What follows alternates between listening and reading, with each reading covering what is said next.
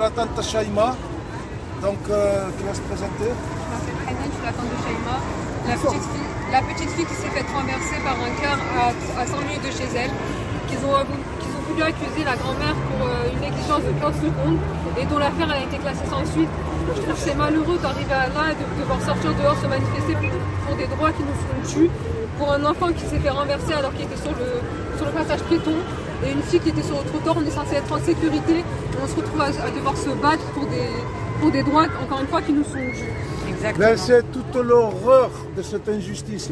Encore une fois, s'il en fallait une de plus, un enfant de 3 ans qui était sur un vélo, parce qu'on connaît l'histoire, là aussi beaucoup préfèrent faire les sourds et les aveugles, donc qui était en compagnie de sa grand-mère sur le trottoir, complètement dans son droit, eh bien, perd la vie. Pourquoi? Parce qu'un abruti, il faut dire les mots tels qu'ils sont, n'a pas su contrôler son véhicule. Encore une fois, un bus, je crois. C'est un quart de la municipalité de Pantin. Quelle ville? Pantin. De 93. Qui ne trouve pas mieux que de déraper. Bon, peut-être qu'il a pas perdu le contrôle. Il est monté sur le trottoir.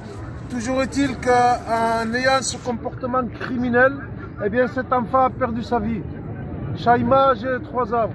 Eh bien pour toute réponse, encore une fois, s'il en fallait malheureusement une de plus, cet enfant eh bien, se retrouve être la victime d'un chauffard et de l'institution, puisque là le procureur demande tout simplement à la mère, non pas de porter plainte contre le meurtrier, mais contre la grand-mère, comme si c'était elle la fautive.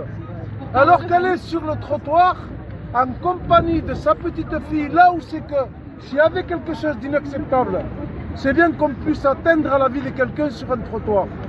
De la même manière que ça arrive sur un passage piéton pour Yanis.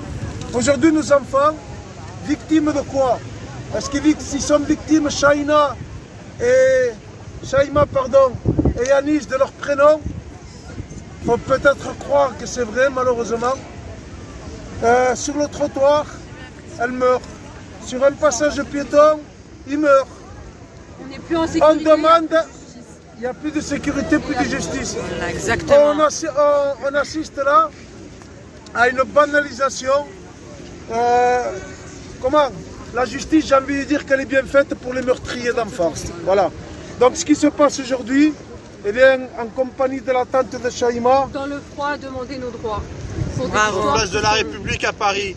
Que justice soit faite. Justice pour tous. Que justice soit faite pour ces Pour enfants. tous. Et enfin, un cri en direction de ces politiques qui sont bien au chaud, qui sont tout le temps là pour nous faire la morale. Dans un pays de droits de l'homme, est-ce que le droit de l'enfant existe? Est-ce que le droit de Shaima existe? Est-ce que le droit de sa mère à avoir la justice pour faire son deuil, de la même manière que Yanis et les parents de Yanis, est-ce qu'ils ont le droit, eux, aujourd'hui, à la justice?